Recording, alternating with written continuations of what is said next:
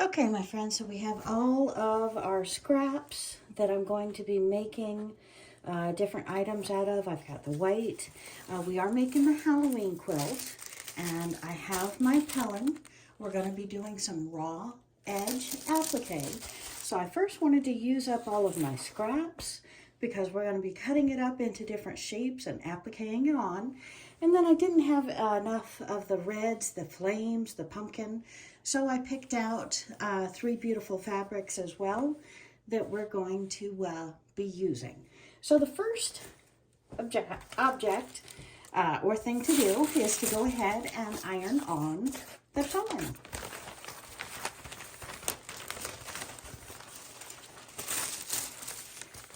And I really only want to iron that which I'm going to be using so we can save the extra scraps for other items. And we're going to go ahead and start with the white piece because our ghosts need to stay within about the 10-inch size.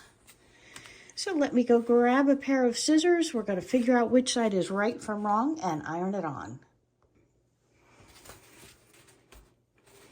Getting off additional threads, definitely don't want them. Take a look at it in the light. This is the front side, so we're putting the back side against the Pellin.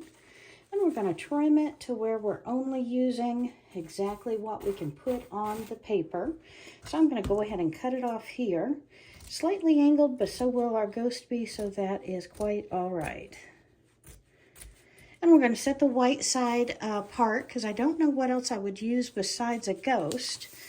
And then we're going to look at perhaps a broom. And with a broom, we've got a nice large piece of scrap here. And let's go ahead and cut it. I don't need this side here. So whoops, looks like it's sewn together there. Isn't that interesting? Again, I said it was scraps. So we're going to take this part where it is cut and just cut it almost straight over. And then decide, do we want the whole thing? And I want the freedom to choose. So we're going to go ahead and sew this on, iron this on next. So we're going to get that ironed out. And we're going to add on our black. We're going to need different facial features on our pumpkins. And I've got a nice size scrap of the black. So let's see if we can combine that on here somewhere happily. And then we're going to maybe do a little cutting, and we're going to do a bunch of ironing. All right. This piece over.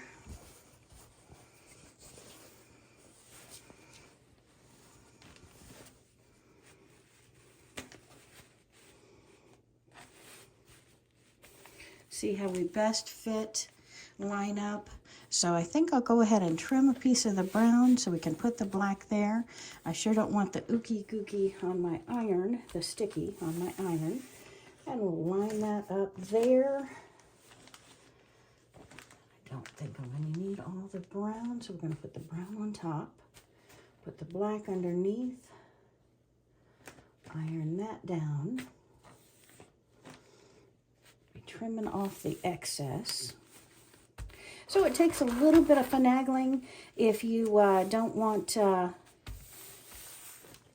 any waste, and I'd rather not have waste and not get it stuck on my iron. So we're going to continue to match pieces up like this, and we're going to iron them out. Or better yet, let's go ahead and cut off some so we don't have the bulk of weight. So I'm just cutting this scrap off so we don't have that weight torquing us. And let's go ahead and cut this off here and iron those 3 pieces. And then I want to get back over and show you the pattern again. Because we're going to put these on the larger pieces, matched in with our piecework on our quilt. And we're going to go ahead and pop it with the iron, then we'll cut off some excess. So let's get our iron going. Okay, and we've laid out some more double-sided sticky back.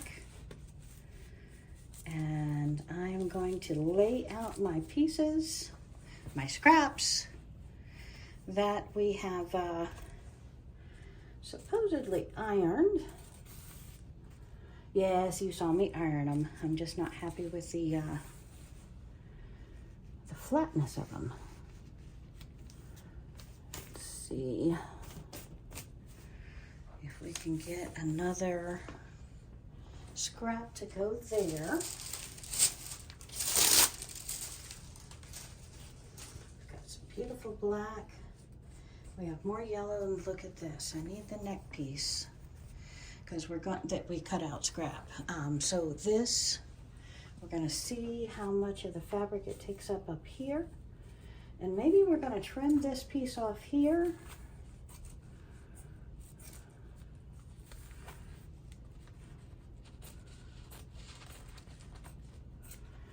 These are scraps. We are putting them face up. We're going to take up most of the space like that so we have very little waste. Pull my yellow over, and I think we're ready to iron that down. So let's pull that over. My iron is still hot.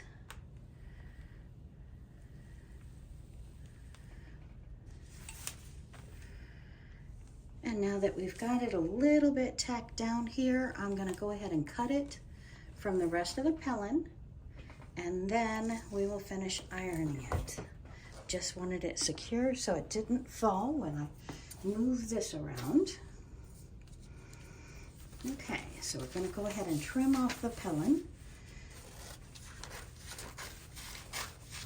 So again, I'm all about trying to maximize our space, have as little waste as possible.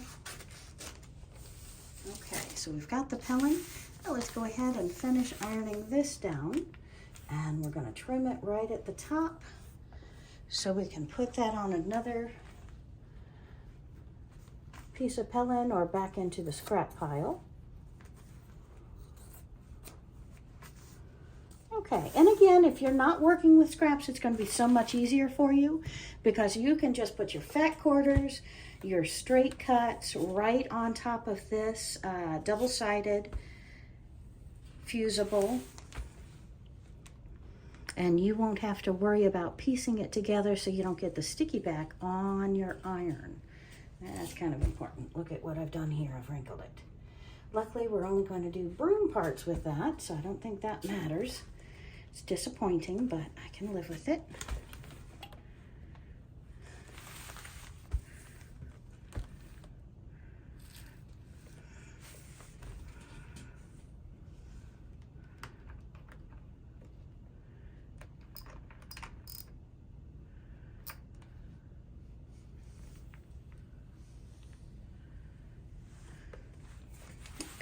Flip it over, see what we can go ahead and iron, stick down better from the back. And this as well, we want to make sure we don't have any exposed of the white because then we'd be getting our ironing board gooey and that just messes up every project to come.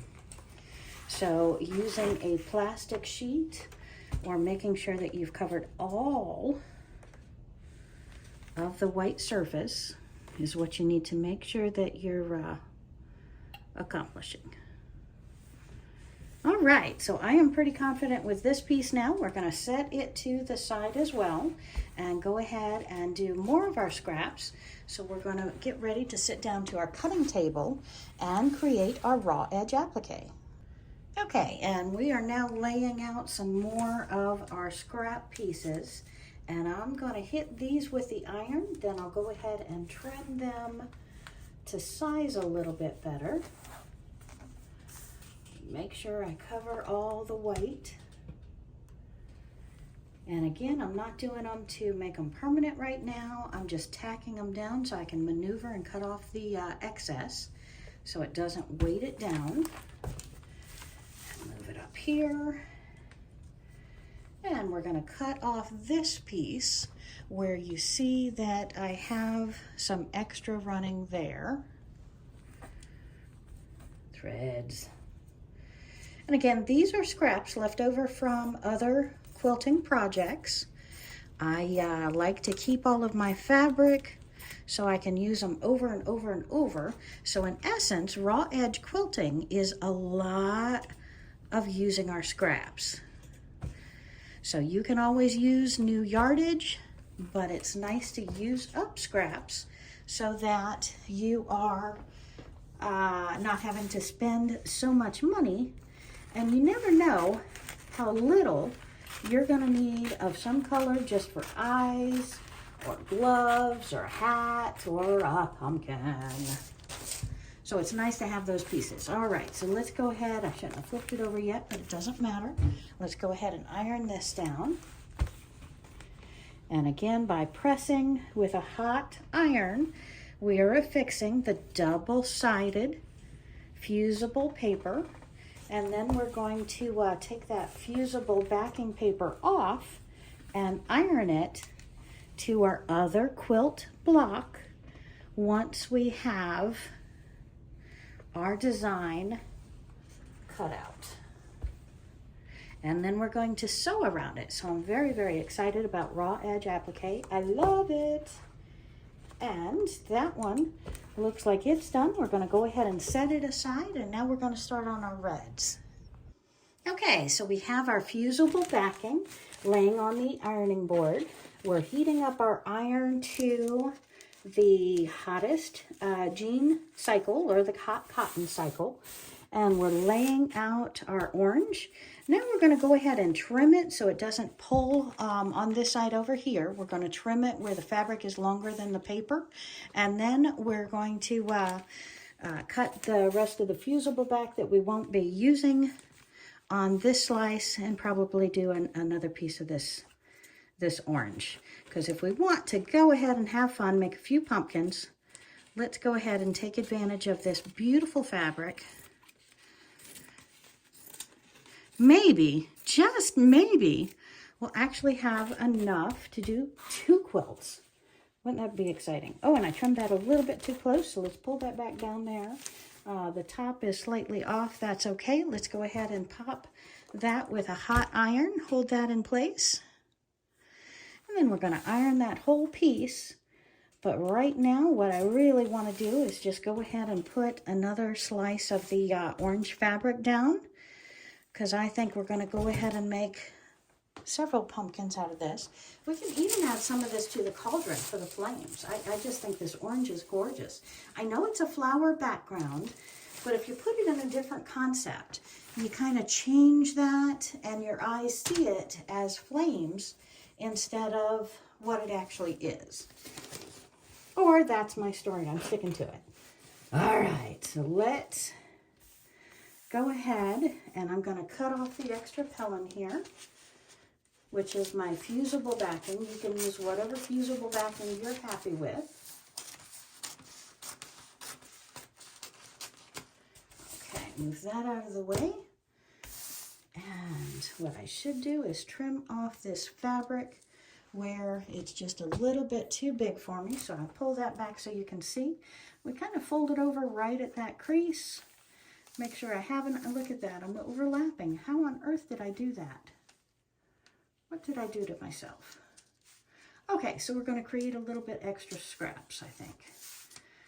Okay, sometimes you just get carried away and you're so excited about your project, we make mistakes. Luckily, on this raw edge applique at this stage, no mistake is a bad mistake, because we can throw that back onto another little piece of pellin, put the backing on that, and no harm, no foul. So this goes into our scrap pile for now.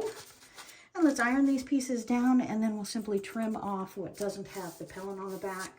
Or we may use that and use some sticky back roll of our own.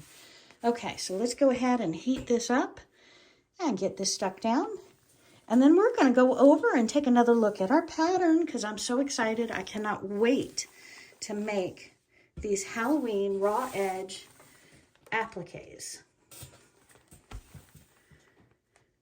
And you know, Halloween is all about fun.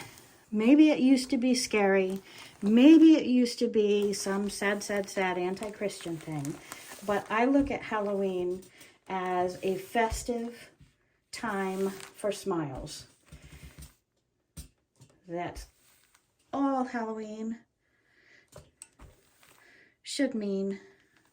It's just a festive time, a reason to enjoy family and friends and smile. because we need more happiness, right? So we are making a happy, frou-frou, fun quilt. No spooky bad stuff, just spooky good stuff. Okay, lift that iron up. I'm hearing the paper sound underneath it, so I know it's not stuck. So you listen for the sounds. When you get the crinkling and crunching, you know that it is not adhered to the back side of your fabric yet. And we want to just lift it, set it, lift it, set it when we have our face or our object going on, so we don't make it go out of place. You see me rubbing it a lot on this. But just go slow, be careful, know what you're doing, listen to the sounds. All right, now we're going to go ahead and turn this over and see what we have still to iron down, if anything. And again, like I told you, if it's a lighter white or a brighter white, like right here, we know that's not stuck real well, right on that edge. So I do need to do that better. All the rest of it looks well stuck down. So I just need to work on this edge, but as we saw, I think this is the edge I had the paper. So let me go ahead and trim the excess off of this because I don't want to get it stuck gooey onto my iron. So you can just gently cut that off. If we cut a little bit of the fabric off, that's okay too, because I'd rather waste just a 1/4 inch or less than have my iron or my project get messed up. Okay, so now I can iron that corner on a lot closer, a lot tighter. Oh, sorry, I didn't mean to bump you. I apologize. All right, now we are so excited. Let us go over to the table, take a look at our raw edge designs, and start the real process. And again, I could cut that off right there, but I think I'm going to leave it on because I'm very excited, and I think I might want my pumpkins that wide, and we can just add some sticky back to that. All right, so let's turn off our iron, and we're going to unplug it from the wall, safety first, and let's gather all of our pieces and go over to the table. Let's make some ghosts. What do you think? Can you make some ghosts and goblins out of this beautiful fabric? Well, let's go ahead. We're going to make a raw edge applique ghost on our Halloween quilt. So we are going to go ahead and line this up and right out to the edge of our paper. And then we're going to make sure the selvage is off the top of the paper. We're going to take the bottom of this. We're going to line it up on top of each other. And see, this is the bottom of our double-sided fabric. So we want to pull that right out to the edge. We have a hot iron ready to seal it down. But let's go ahead and take this with our handy dandy scissors. Now you can use this at your cutting table. You can go ahead and pre-cut this to shape, to size on the cutting table, or you can simply do it here as well. You know, I don't like waste. I like to use my different pieces as eyes or designs or something different on a future project. So we don't waste the selvage. We put those in junk journals. We do all kind of things. So let's go ahead and press this down just a little bit. Then we're going to trim it off of the Fusible and finish ironing it down. But I'm thinking this on our double-sided Fusible backing is going to be some incredible ghosts. Don't you see it coming? Maybe even the eyes for the ghosts coming down. All right, so let's go ahead and trim this off, then we'll finish pressing it down. And I am using my paper scissors. You don't want to use your fabric scissors and get them dull. All right, now we have our wood look fabric. And we have trimmed off, I'm not sure what this was. I believe it was a 10-inch strip. And we're going to make some raw edge applique. And right now I'm thinking about wood for the bottom of the cauldron. So we're going to line it up with the edge of our double Fusible. We're going to make sure the selvage is way above the top of the paper. We're going to use the selvage in one of our junk journals. And we're going to line it up here. We're going to flip over the bottom. Once again, I haven't trimmed it on the cutting board. So I'm going to pull this up to where I can see the edge of the backing here. And I'm going to lay it on top of each other.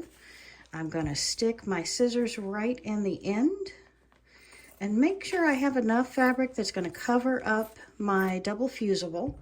We're going to set this to the side for doing blocks or other projects, craft or quilting. And we're going to go ahead and pop this with a hot iron before we trim it off the pellin, and that way it's not going to move on us. It's secured enough that I'm not getting the sticky onto my iron, I'm not getting the sticky onto my ironing board, but I'm going to trim right at that fabric edge, and if I cut a little bit of the threads or the fabric with it, that's a-okay, no worries at all, because we really don't want that sticky on our iron or our ironing board. And we're going to go ahead and finish ironing our fabric onto our double-sided fusible. If you hear a little crinkle as you're putting the iron across it, that means it's not yet stuck. And if we were already having multiple layers on here, I'd be pressing up and pressing down, as you'll see me do later when we connect the different wood pieces and the flames under the cauldron. But for right now, we're just simply going across and making sure we're secured to the double-sided fusible. Now use the instructions on your double-sided fusible for the heat setting and for the length of time that you need to go over it. But again, you can hear it. If there's any crinkles, or you can turn it over to the other side. If you see any like white bubbles, you know it's not connected well enough. But this one looks very secure on all sides. So we are good to go, and that is our future wood.